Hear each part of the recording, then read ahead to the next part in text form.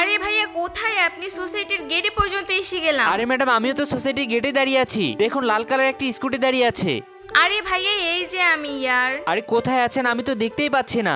আরে ভাইয়া পিছনেই আমি। আরে ম্যাডাম কোথায় পিছে? তুই থু। আবে তুই থু, এখানে কি করছিস তুই? মানে আমার পিছু ছাড়বি না? আমি তোর পিছু করতে আসিনি। এই দেখ, তোর আমি ডেলিভারি দিতে এসেছি। আমি এখন ডেলিভারি ম্যান হয়ে গেছি। তুই পার্সেল দিবি? তুই ডেলিভারি বয়ের কাজ শুরু করেছিস? জানতামই আমি। তোর চেহারাতেই লেখা ছিল যে জীবনে তুই শুধু এটাই করতে পারিস, আর কিছু করতেই পারবি না। আরে ম্যাডাম, এই যে আপনার পার্সেলটা নেন। এখন যান আপনি, প্লিজ যান। বেয়াদবি, কাস্টমারের সাথে বেয়াদবি। এখন তো তুই গেলি, তোর নামে এখন কমপ্লেইন করব। আরে ম্যাডাম, আমি বলতেছিলাম কি যে আপনি পার্সেলটা নেন আর যান এখান থেকে। এক কাজ কর, কান ধরে সরি বল, আর বল ম্যাম এরপর থেকে এমন আর হবে না।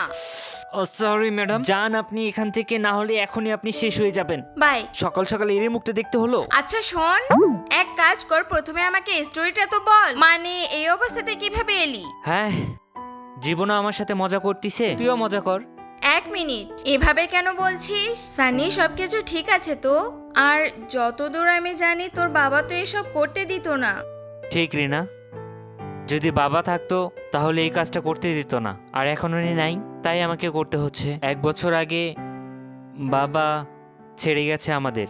আম সরি, আমি অনেক আজে বাজে কথা বলে ফেলেছি। দেখ তুই আমার কোনো কথা মনে নিস না প্লিজ।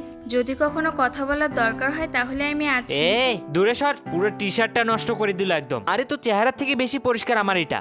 আরে তোর জন্য ভাবাটাই ভুল। আরে যা যা, এরপর কি হয় সেটা দেখার আগে মায়ের কাছে 10 টাকা চাইলে 20 টাকা দেয়, একটা রুটি চাইলে 2টা রুটি দেয়। সেই মাকে যদি ভালোবেসে থাকো তাহলে ভিডিও দিতে লাইক করে চ্যানেলটি সাবস্ক্রাইব করো, আর কমেন্টে আই লাভ ইউ মা লিখো।